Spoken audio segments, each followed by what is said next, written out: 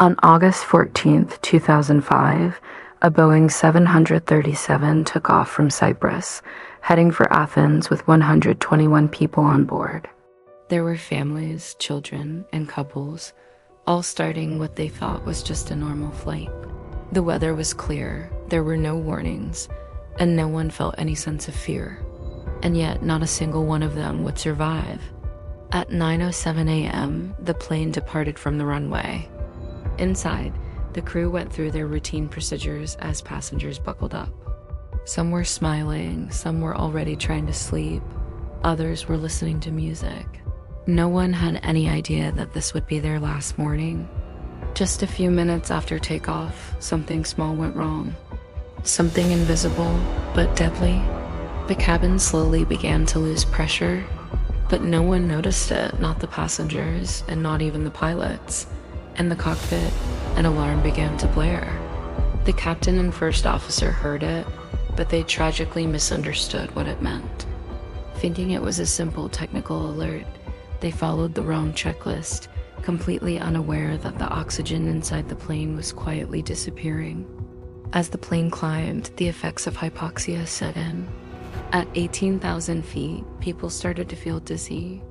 By 25,000 feet, their vision blurred. At 30,000 feet, they lost consciousness. One by one, silently and peacefully, as if they were just falling asleep.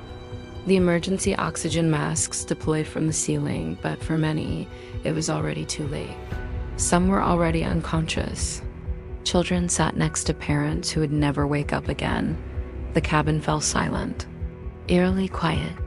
The same thing happened in the cockpit. The pilots passed out, their hands still on the controls, their eyes open but seeing nothing. The plane, however, kept flying on autopilot. For hours, it soared across the sky with no one awake at the helm. Just a machine, carrying 121 sleeping souls. Air traffic controllers on the ground grew frantic. They tried to contact the plane again and again, but were met with only silence. Finally, the Greek Air Force sent 2 F-16 fighter jets to intercept the aircraft. The fighter pilots flew alongside the cockpit, and what they saw would haunt them forever. The captain was slumped over in his seat, motionless.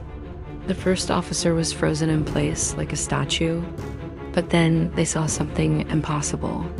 A man appeared in the cockpit. He was moving, weakly stumbling towards the controls. His name was Andreas Prodromou, a flight attendant. He was the only person still conscious, using a portable oxygen supply thanks to his training. He was fighting for his life and for the lives of everyone else on board. The fighter pilots watched in awe as he struggled to sit in the captain's seat and take control of the plane. He was trying to save 121 lives, including his own, but he was too late. His oxygen was running out, his body was weak, and his movements were heavy. Soon after, the engine sputtered and died. The plane had run out of fuel. It began a long, silent descent, drifting down like a falling leaf before crashing into the mountains near Athens.